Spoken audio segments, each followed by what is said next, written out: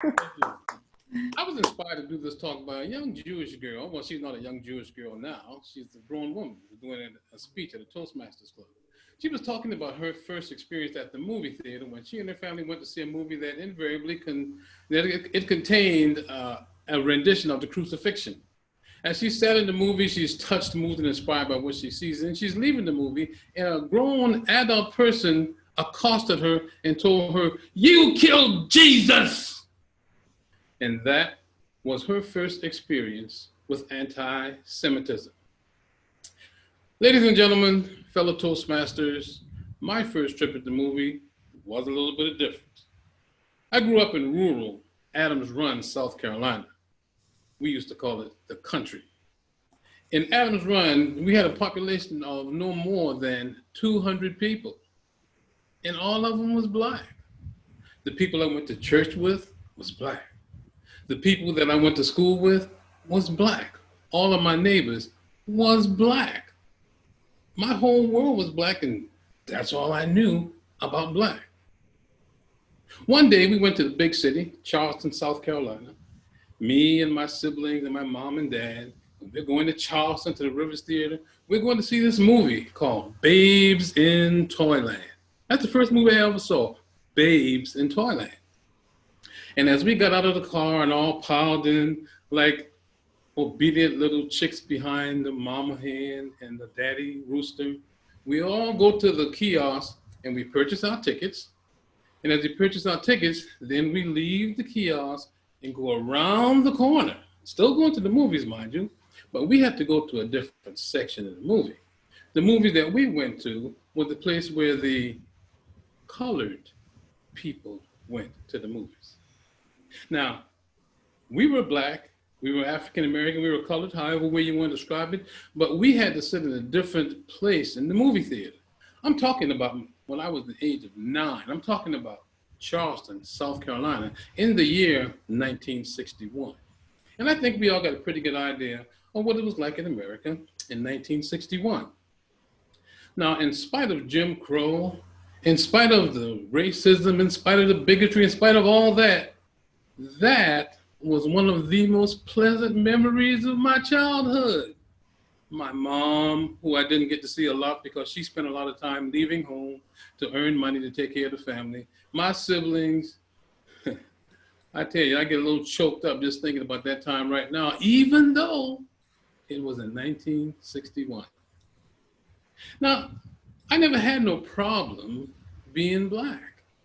I realized that there were things going on in the world, but still, I was more concerned with not being the one to have to go outside and get the branch and get a beating with the switch. See, I was consumed with my life, and I was consumed with things that were going a certain way for me. Now, in 1961, this was prior to all the ideas about child rearing today. Some of the things that went on in 1961, a parent could go to jail for today. There was no such thing as child abuse in 1961. What there was character building. And that is how you got your character built, by getting a nice little switch on your behind, or by getting a belt or a stick or a shoe or anything that would work.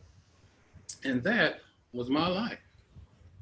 I got to thinking about the young lady, the Jewish lady, and realized that the Jewish people actually had a horrible time of it.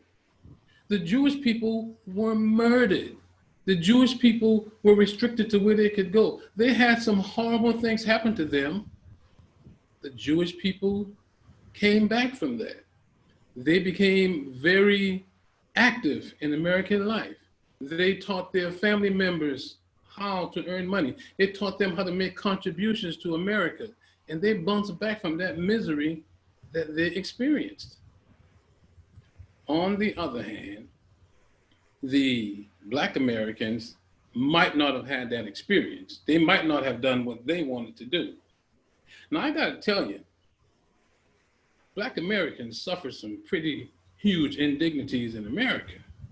But I also got to tell you that the indignities that they suffered didn't negate how great it was to be an American. It didn't stop me and my wife from purchasing this huge two-story house in South Sacramento. It didn't stop me from going to college. It didn't stop me from joining the Air Force. It didn't stop me from being a productive American citizen. And I liked it. Now, certainly, if you'd like, you can focus on the immoralities of slavery. You can focus on the effects of racism. I choose not to do that. In point of fact, I am committed that future generations in America will be given all the same opportunities that my generations have. Now, what I've told you is really close to my heart. And what I've shared with you, I totally believe it. And it reflects a lot of my values. And though it reflects my values, you would be surprised as to what it eventually led me to doing. I want those goals for everybody, for all colors, to do good in America. And that is why I have chosen to pursue those goals as a Black conservative Republican. Now, as a Black conservative Republican, you may think that I run around saying, let's make America great again. But you know, I wouldn't really say, let's make America great again. You wouldn't hear me say that because as far as I'm concerned, my childhood I told you about, the things I've accomplished in my life, America has always been great.